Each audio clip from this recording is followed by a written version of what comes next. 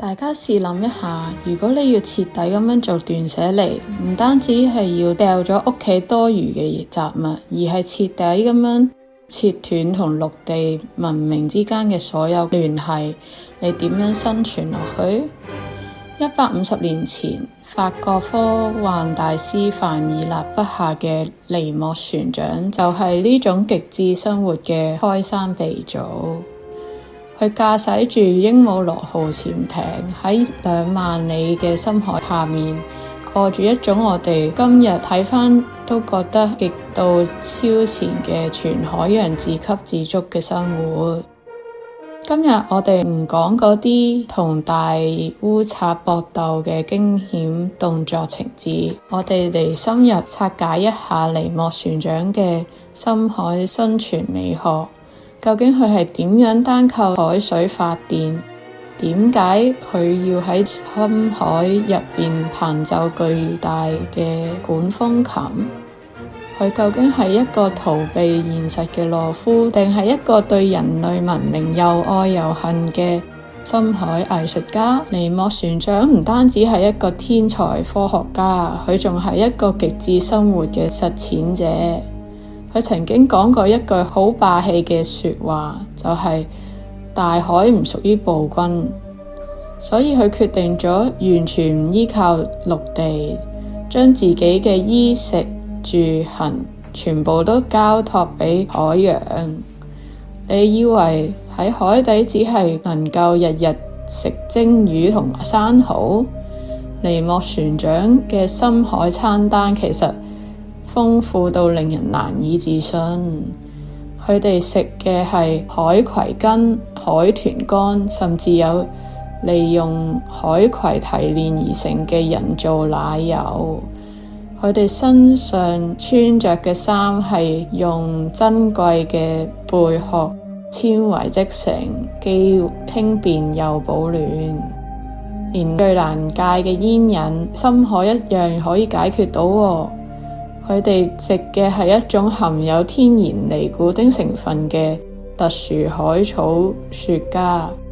至於瞓覺方面，佢哋係舒服咁樣瞓喺柔軟嘅鯨魚皮草上面。呢種徹底斷絕陸地物資嘅做法，喺今年2026年追求永續生活嘅社會入面嚟睇，絕對係走喺時代嘅最尖端。除咗衣食住行方面，尼莫船長最令人佩服嘅係佢超前嘅能源自主技術。喺19世紀嗰個煤炭仲係絕對主流嘅年代，尼莫已經實現咗完美嘅能源轉型。佢利用海水提煉出鈉元素，再透過化學反應組成電池嚟為整架鸚鵡螺號發電。呢種不假外求嘅生活態度，究竟係一種對人類文明嘅徹底藐視，定係一種對大自然嘅最高嘅致敬？當現代人仲係為咗碳排放同埋能源危機傷腦筋嘅時候，尼莫其實一早做緊零排放嘅深海先鋒，用行動咁樣證明咗大自然本身就係已經蘊含咗人類生存所需要嘅一切。不過好多冒險電影往往就淨係會着筆於尼莫船長點樣開火打沉戰艦，或者同大海怪搏鬥，從而忽略咗佢極度文青同埋充滿藝術嘅一面。喺鸚鵡螺號入面有一個豪華到極點嘅客廳，呢個空間係收藏咗無數嘅稀世珍寶。掛喺牆上面嘅拉斐爾同埋達文西嘅曠世名畫，書架上面擺滿咗莫扎特同埋貝多芬嘅親筆樂譜，而最令人震撼嘅係喺呢個深海潛艇入邊，居然安裝咗一部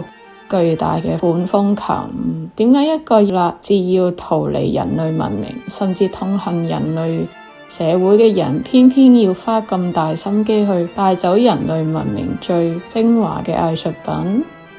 呢個正正就係尼莫船長呢個角色最矛盾，亦都係最深刻嘅地方。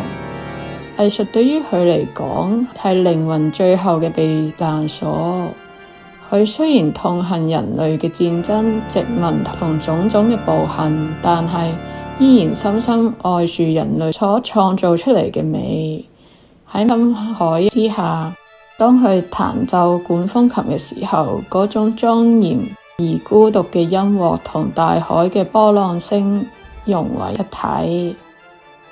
佢透過音樂同古往今來最偉大嘅靈魂對話，而唔係同嗰啲庸俗嘅政客同埋軍閥周旋。呢種對人性嘅絕望同對人類文明嘅熱愛交織埋一齊，令到尼莫船長再唔係一個平凡嘅反對派或者無敵英雄，而係一個有血有肉、充滿悲劇色彩嘅藝術靈魂。尼莫船長選擇咗一個極致嘅全海洋生活，佢用咗先進嘅科技實現咗身體上嘅絕對自由，同時又用咗人類最美好嘅藝術填補咗內心深處嘅孤獨。150年後嘅今日，我哋依然喺度思考點樣可以同大自然共生，以及點樣喺繁雜嘅社會入面保留內心嘅純粹。或者我哋每一個人內心都渴望擁有一架鸚鵡螺號，喺呢個混亂嘅世界入邊尋找屬於自己嘅一座管風琴。講到呢度，大家可能會好羨慕尼莫船長嘅生活，甚至覺得可能跟住佢喺海底暢遊係一件好浪漫、好有求知慾嘅事。但係對於書入邊另一個主人公阿隆納斯教授嚟講，呢種生活又係咪真係咁完美呢？面對住呢座應有盡有、充滿海洋百科全書般知識嘅深海潛艇，究竟係一個求知嘅天堂，定係一座走唔甩嘅監獄？如果你想進一步了解阿隆納斯教授嘅心理狀態，同埋呢種狀態同我哋現代人成日都玩手機有啲咩驚人嘅相似之處，建議大家去睇下呢條片。喺嗰段片入邊，我會同大家深入咁樣研究一啲華麗嘅深海奇觀，點樣變成